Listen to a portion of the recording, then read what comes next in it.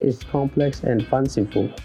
Sancho even tells his master that Aldonza is not really beautiful at all, but simply a very ordinary girl, thick, strong peasant girl. Yet Don Quixote only thinks of her as his lovely and delicate princess, Dulcinea. The two of them set out together. One of their first adventure involves Don Quixote trying to attack a field of windmills, thinking they are enchanted giants. He is injured again but unfazed, and they continue on their way.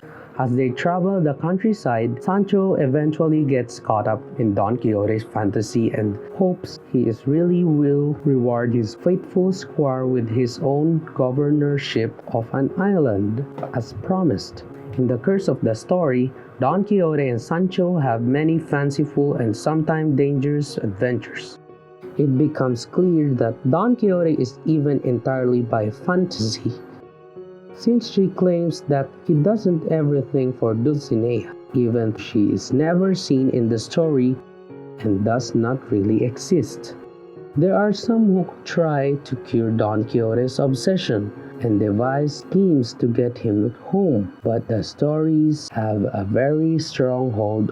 In modern terms, it is true we were addicted to fantasy and cannot break free of it. Finally, Don Quixote battles a man who calls himself the Knight of the White Moon. The knight goads him to fight by saying that his own lady is more beautiful than Dulcinea. But if the knight wins, Don Quixote will have to go back home and stop adventuring for at least a year. Don Quixote accepts the challenge, of course, but is easily defeated by the knight and has no choice now but to keep his sword and go back home. His days of adventuring and being a chivalrous hero have come to an end. Don Quixote, feeling increasingly weak and tired after the long adventures, finally he returns home with Sancho.